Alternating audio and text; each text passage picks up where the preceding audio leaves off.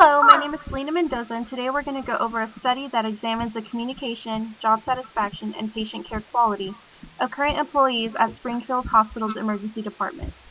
275 respondents were gathered from 4 different units: physician, nursing, technician, and secretary.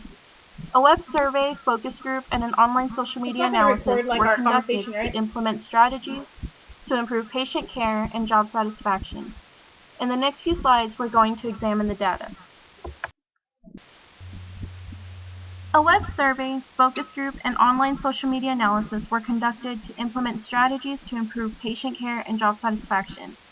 The audit focused on providing insights into the following: length of employment with Springfield Hospital, perceptions of the communication regarding patient care in each unit, opinions employees respect for each other in each unit, quality of communication between staff members and patients, whether respondents were satisfied with their job within the Springfield Emergency Department, their opinions on the importance of exhibiting friendliness in providing quality health care, and their preferred means of receiving work-related information in their unit.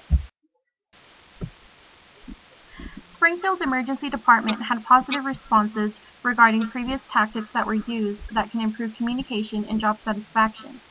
69.5% of respondents responded that they are satisfied within their job. However, more than 50% of respondents reported that patient focus and friendliness is important in their unit. From this data, we can conclude that employees pride themselves on providing quality health care, resulting in a positive company image. An open-ended response provided by respondents stated that they liked previously used communication tactics, such as newsletters, to receive company information.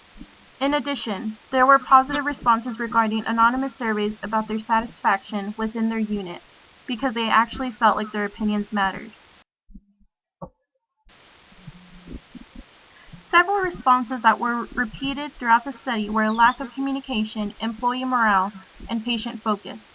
First, many of the respondents remained neutral when questioned about the communication regarding patient care and support and respect within their unit. This may have been influenced by the mistrust of management, which may have impacted their responses. Secondly, more than 50% of respondents have worked at Springfield Hospital for less than 5 years, which can be interpreted as a weakness because of the high turnover rate. Many open-ended responses provided by respondents stated an inconsistency of information in staff meetings, resulting in confusion about their tasks and unclear information. Lastly, some of the open-ended responses gathered suggested encouraging positive attributes in the workplace that will improve employee morale and job satisfaction. They mentioned a lack of patient focus and recommended implementing a plan of action between units to optimize patient satisfaction. Participants were asked about which unit they were in, and they were given the option to select physician, nursing, technician, or secretary. Participants were also asked on whether they attended a communication training program or not. They were able to select yes or no. We took the data gathered from both of these questions and determined whether respondents thought there was efficient communication regarding patient care in their unit. In this graph, it depicts respondents who attended the communication training program. So among physicians, the commonly selected answer is neutral, totaling to 58.1%. Among nurses, most of the respondents disagreed, totaling to 30.6%. Technicians disagreed, totaling to 38.5%, and 50% of secretaries remained neutral about whether there is efficient communication regarding patient care or not. This graph depicts respondents who did not attend the communication training.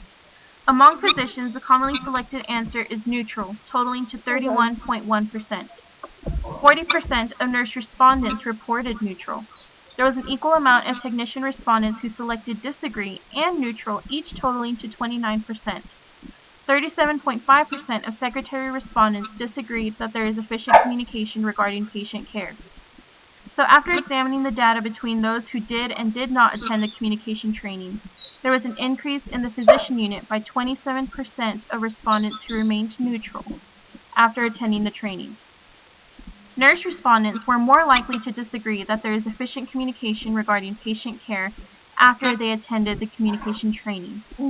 We also saw this among respondents who were in the technician unit by 9.5% who selected disagree. 50% of secretary respondents were also more likely to remain neutral after attending the training. Participants were asked about which unit they were in, and they were given the option to select physician, nursing, technician, or secretary. Participants were also asked on whether they attended the communication training program or not. They were given the option to select yes or no. We took the data gathered from both of these questions and determined whether respondents thought people support one another in their own unit. This graph depicts respondents who attended the training in each unit. Among physicians, the commonly selected answer is agree, totaling to 41.9%. Among nurses, most of the respondents remain neutral, totaling to 41.7%.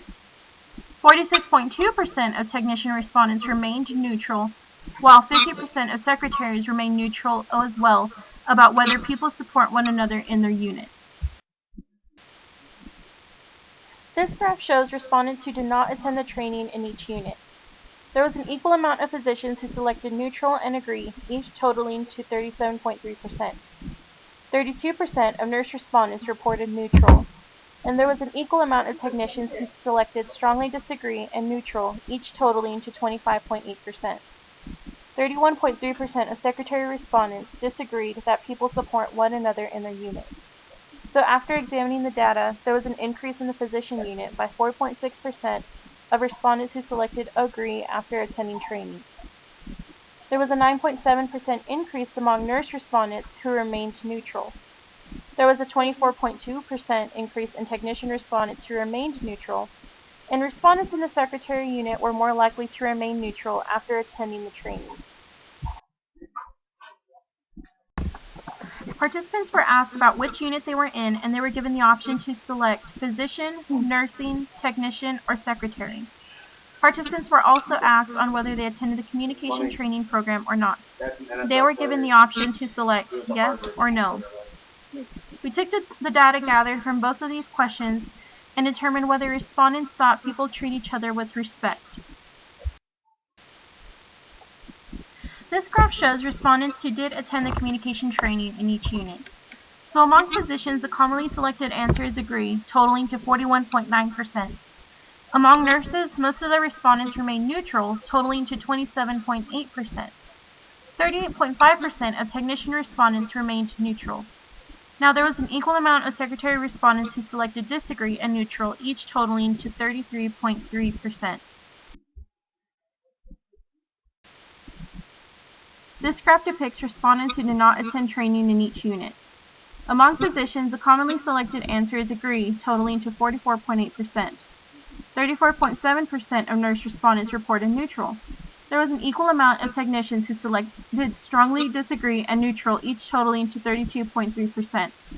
There was an equal amount of secretary respondents who selected disagree and neutral, each totaling to 31.3%.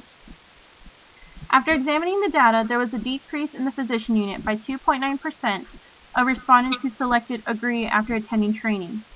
There was a 6.9% increase among nurse respondents who remained neutral. There was a 6.2% increase in technician respondents who remained neutral about people treating each other with respect in their unit. There was a 2% increase among respondents in the secretary unit who selected disagree and remained neutral after attending the training. Participants were asked about which unit they were in, and they were given the option to select physician, nursing, technician, or secretary. Participants were also asked on whether they attended the communication training program or not. They were given the options to select yes or no. So we took the data gathered from both of these questions and determined how respondents rate the quality of communication between staff members and patients in the emergency department depending on whether they attended training or not. This graph represents respondents who did attend the communication training program. So among physicians, the commonly selected answer is neutral, totaling to 38.7%. Among nurses, most of the respondents remain neutral, totaling to 38.9%. 53.8% of technician respondents remained neutral.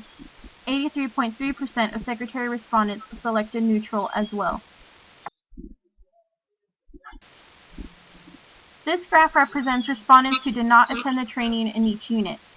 Among physicians, the commonly selected answer is neutral, totaling to 53.7%. 46.7% of nurse respondents reported neutral. There was an equal amount of technicians who selected somewhat poor and somewhat good, each totaling to 32.3%. 62.5% of secretary respondents selected neutral. After examining the data between those who did and did not attend the training, there was a decrease in the physician unit by 14% of respondents who selected neutral after attending the training. There was a 7.8% decrease among nurse respondents who remained neutral. There was a significant difference between technician respondents who attended and did not attend the training. Technicians who attended the training were more likely to remain neutral, while those who did not attend the training were more likely to select somewhat poor and somewhat good. There was a 20.8% increase among respondents in the secretary unit who selected neutral after attending the training. Participants were asked about their age and were able to fill it in. We created 5 different age categories. The first one was 22 to 32 years old, 33 to 43 years old, 44 to 54 years old, 55 to 65 years old, and 65 and older. They were also asked whether they attended the communication training program, and they were given the option to select yes or no. So we took the data gathered from both of these questions and determined how each respondent in each age group rated their job satisfaction based on whether they attended the communication training or not. Among respondents who are 22 to 33 years old, the commonly selected answer is satisfied, totaling to 40%. Respondents in between 33 to 43 years old reported strongly satisfied, totaling to 44.8%. 39.3% of people in between the ages of 44 to 54 selected strongly satisfied. So people 55 and older also reported strongly satisfied, totaling to 44.4%.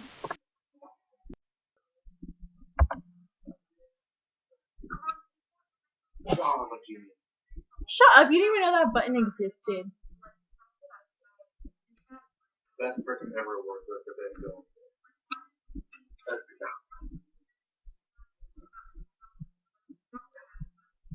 Do you want water? Is that why you're crying? Want some water?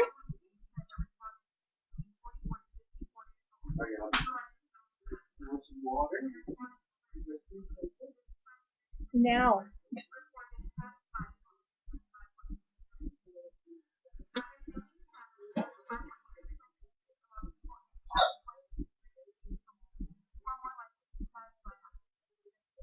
Oh, did you see what he did with his paw? What? They're like this, like, now. What are you going for? What? The giant.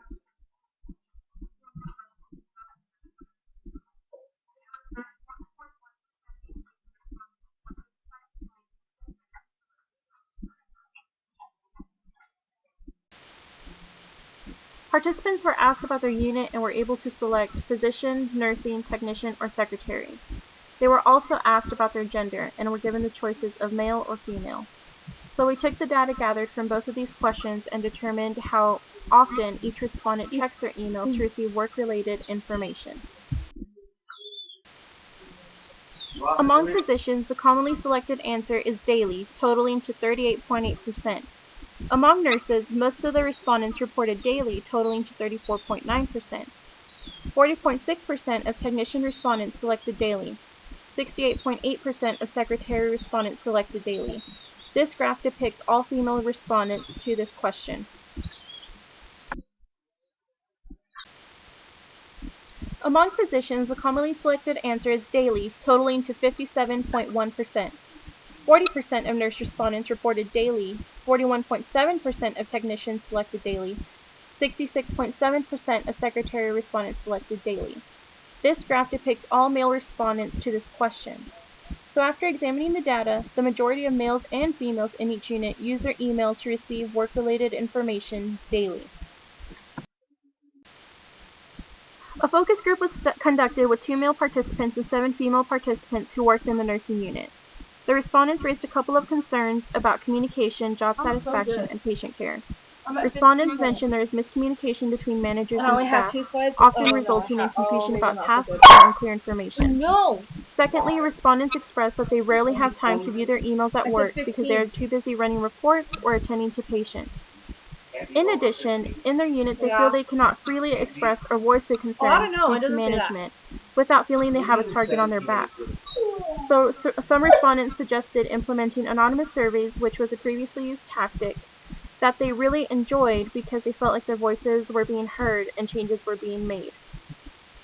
Respondents also felt developing clear-cut leadership and delegating duties is essential to developing a strong, cohesive team. They felt it wouldn't only improve communication between staff members in the nursing unit, but also between staff and management, which will result in better patient care.